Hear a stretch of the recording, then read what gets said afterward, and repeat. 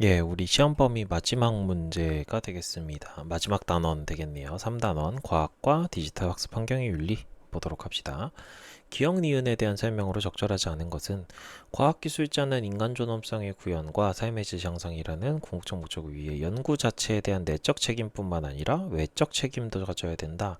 내적 책임과 외적 책임에 대해 알고 있니? 를 물어보는 거였네요.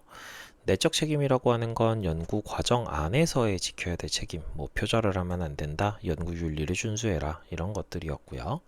외적 책임이라고 하는 건 연구 결과의 활용이라던가 아니면 연구 목적의 설정이라던가 이런 것들을 얘기하고 있었습니다. 1번 날조나 표절을 하지 않는 행위. 그죠? 날조하는 건 막 쓴다는 뜻이에요. 그러니까 대충 써가지고 이상한 결과 나오게 한다든가 그런 거 하면 안 되겠다. 2번 과학적 성과를 완전하게 공표하는 것이 포함된다? 공표하는 거는 바깥의 거 아니었나요? 외적 책임 아니었나요? 3번 니은에는 과학기술의 부작용을 충분히 검토하고 대처하는 행위. 그죠? 부작용을 검토해서 내가 이거 발표하면 사회에 악영향을 미칠 수도 있겠구나 라고 하는 걸 얘기하는 거였으니까 적절하고요. 4번 인류 당면의 문제를 해결할 수 있는 과학기술 개발. 그죠? 사회적 영향을 고려해서 내 연구 목적을 설정하는 거. 니은에는 기업과 달리 다른 과학자 기자들이 신뢰할 수 있는 검증 과정을 수행하는 거. 그저 책임 있게 나의 연구 결과를 발표하는 게 포함될 수 있습니다. 그러니까 이것도 맞는 얘기가 되겠네요. 2번이 적절하지 않은 거 되겠습니다. 공표하는 건 연구 다 끝나고 내 연구 결과를 다른 사람들에게 공개하는 걸 얘기하는 거잖아요. 그래서 2번이 정답이 되겠습니다. 2번 최근에는 인터넷을 통해 정보를 가공 전달 소비하는 융합 매체가 등장하였다. 이거 수업 시간에는 되게 간단하게 그냥 얘기만 하고 넘어갔던 것 같은데 뉴 미디어라고 하는 거죠. 지금 여러분들과 선생님이 이렇게 만나고 있는 요 영상도 어떻게 보면 뉴 미디어죠. 정보의 공급자와 소비자 간의 경계를 더 공고히 한다? 아니요. 소비자 경계를 더 낮추고 있죠. 선생님 원래 정보의 소비자잖아요. 근데 지금 어때요? 이런 영상 만들면서 정보의 공급자가 되고 있기도 하죠. 여러분들도 뭐 학교에서나 이렇게 릴스 찍고 뭐 이렇게 틱톡 찍고 이런 거 여러분들이 소비자이면서 동시에 공급자가 되는 거잖아요. 니은 특정 대상에게 특정 정보를 개별적으로 전달할 수 있다. 예, 가능하십니다. 왜? 내가 보고 싶은 것만 볼 수 있잖아요. 여러분들 TV 봐봐요. TV는 틀어놓으면 그 채널에서 나오는 거 그냥 봐야 되죠. 물론 TV 채널이 많고 다양해지긴 했지만 그래도 내가 원하는 거를 바로 볼 수 없잖아요. 편성표를 보고 내가 원하는 걸 기다렸다가 봐야 되는데 이제는 그런 세상 아니잖아요. 디귿, 정보의 생산자와 소비자 간의 쌍방향 정보 교환. 그쵸? 여러분들 뭐 댓글에 단다던가 아니면 채팅을 친다던가 하는 걸로 가능해지고 있습니다. 리을, 정보 교환 시 반드시 생산자와 소비자가 동시에 참여해야만 반드시는 아니죠. 음. 여러분들 여기서 뭐 채팅 안 치고 댓글 안 달더라도 정보 얻을 수 있잖아요. 선생님 영상 보면서.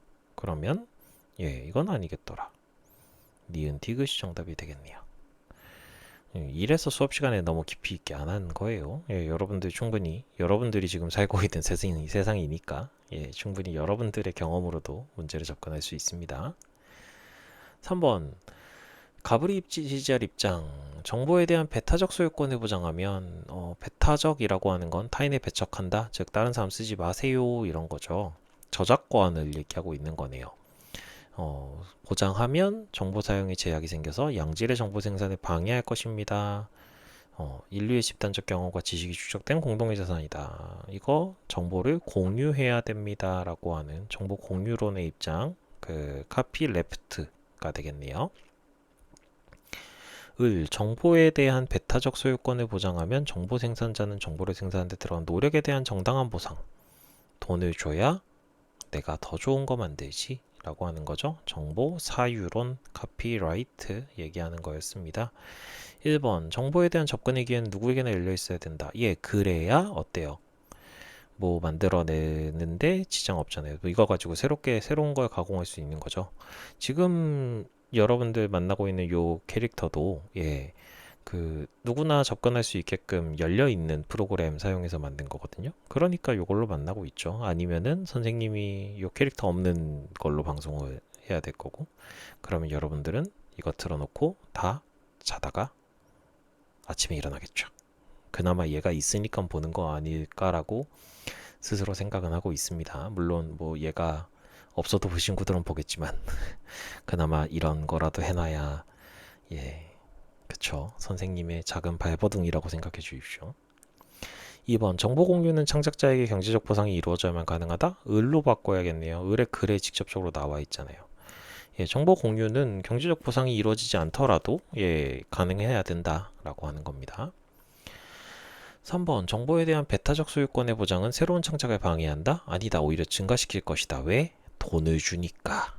갑으로 바꿔야 정답이 되겠네요. 돈을 받으면 더 좋은 걸 만들어내고 더 다양한 걸 만들어내겠죠. 선생님 만약에 그럴 일 없겠지만 이 영상으로 뭐 수익이 창출된다 그러면 더 자주 방송하고 더 뭐 열심히 하겠 아니야 이러면은 또 여러분들 막 이상한 오해할 수 있으니까. 4번 정보에 대한 배타적 소유권의 보장과 개인의 노력에 대한 보상은 무관하다? 아니요. 노력에 대한 보상을 해야 된다고 지금 그래서 계속 얘기하고 있잖아요. 5번 정보에 대한 배타적 소유권의 보장이야 양질의 정보가 생산될 수 있다. 예, 이거 을만 얘기하고 있는 거죠? 갑이 틀렸네요. 예, 땡입니다. 정답이 1번이었어요. 이것도 그렇게 어려운 주제가 아니다 보니까 천천히 읽어보시면 충분히 여러분들 쉽게 접근할 수 있습니다.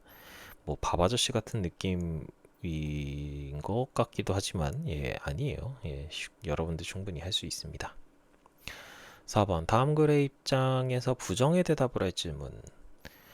지금 글 되게 긴 것 같지만 천천히 읽어보면요. 인공지능이 좋은 일도 많이 합니다. 이런 것들도 해주고 있어요. 그러나 한편으로는 이런 문제도 있어요. 그래서 인공지능 윤리를 세워야 돼요.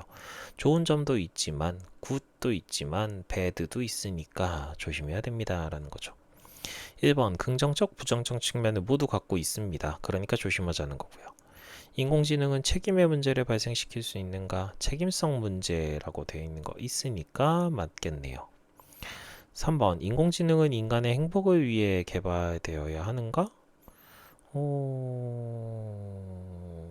조금만 넘겨봅시다. 4번 학습 과정을 모두 투명하게 할 수 있는가? 투명성 문제가 있으니까 문제다라고 하는 거잖아요. 지금 투명하지 못하다라고 하는 게 문제입니다 라고 얘기했으니까 4번이 정답이 되겠네요.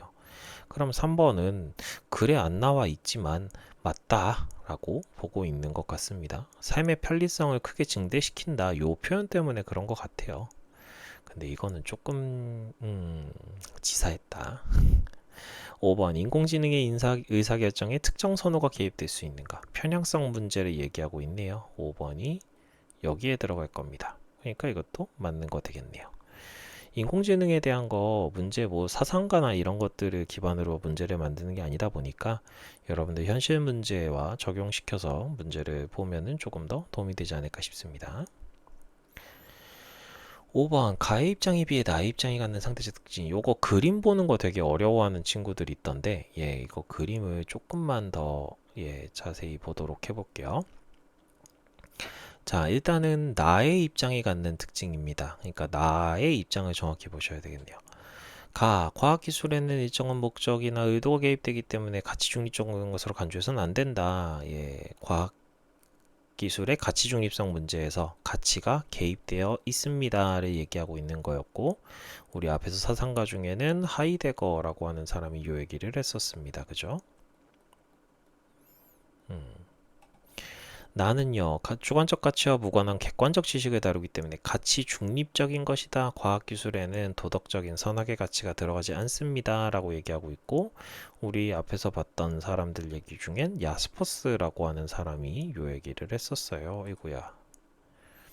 그러면, 자, 이제 나의 입장이에요. 가치 중립적입니다. 라고 하는 입장에서 보는 거야. X축부터 볼게요. 이 그림 시작하실 때 어디서 출발하는 거냐면요. 셋 다 낮음인 요 세 선의 교점, 여기서 출발하는 거야. 여기가 시작이에요. 그러면 X를 봐서 높음이냐 낮음이냐 판단해서 높음이면 그쪽 방향으로 가면 되고요. 높음이 아니라 낮음이면 그쪽 방향으로 안 가면 돼요. 그럼 보자고요. 자, 과학기술의 가치 중립성을 강조하는 정도? 가치 중립성을 강조한다? 바로 뭐 나왔네요. 그러면 X방향으로 이렇게 쭉쭉쭉 가면 돼요. 지금 우리는 그럼 여기 있어요. X는 높음인 지점에 있습니다. YZ는 이제 한번 가봐야 돼요. Y, 과학기술자의 연구 자율성을 강조한다. 가치 중립적인 거니까 연구가 자유로워야 된다 얘기하고 있습니다. 이것도 높음이 되겠네요. 그럼 Y는 요 선이니까 이쪽으로 쭉쭉쭉쭉 가다 보면 우리가 지금 미음 지점에 도착해 있겠네요. 그러면 이제 Z까지 높음이면 위로 올라가는 거고 아니면 여기 가만히 있을 거니까 Z만 보면 되겠네요.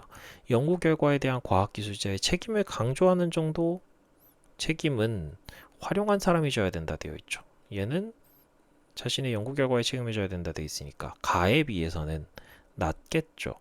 그러면 위로 올라갈 필요 없이 미음에서 멈추면 되겠더라. 정답은 미음이 되겠더라. 요 그림 보는 문제가 오히려 뭐 유형 때문에 어렵게 느껴질 수는 있는데요. 내용은 되게 쉬워요. 그리고 오히려 이게 뭐 앞에서 봤었던 벤 다이어그램이나 이런 것보다 훨씬 쉬운 유형입니다. 그러니까 여러분들 너무 부담 갖지 마시고 선생님이 아까 했던 것처럼 길찾기 문제다. 요 시작점에서부터 어디 방향으로 가느냐를 가지고 판단해 보시면 충분히 어렵지 않게 접근할 수 있으리라 생각이 듭니다. 지금 요 문제에서 안 나왔던 게 한스 요나스의 책임윤리 문제 안 나왔었고 그리고 뭐 사생활 침해라던가 이런 것들도 좀 안 나왔었네요. 그래서 그런 부분들도 한번 교과서에서 꼭 챙겨볼 수 있도록 하길 바라겠습니다. 그러면 3단원까지의 요 확인 문제 다 풀어봤고요. 뭐 추가적으로 더 필요한 문제가 있으면 뭐 수업 시간에 풀어보던가 아니면은 뭐 방송을 통해서 조금 더 다뤄볼 수 있도록 하겠습니다. 그러면 오늘은 여기까지.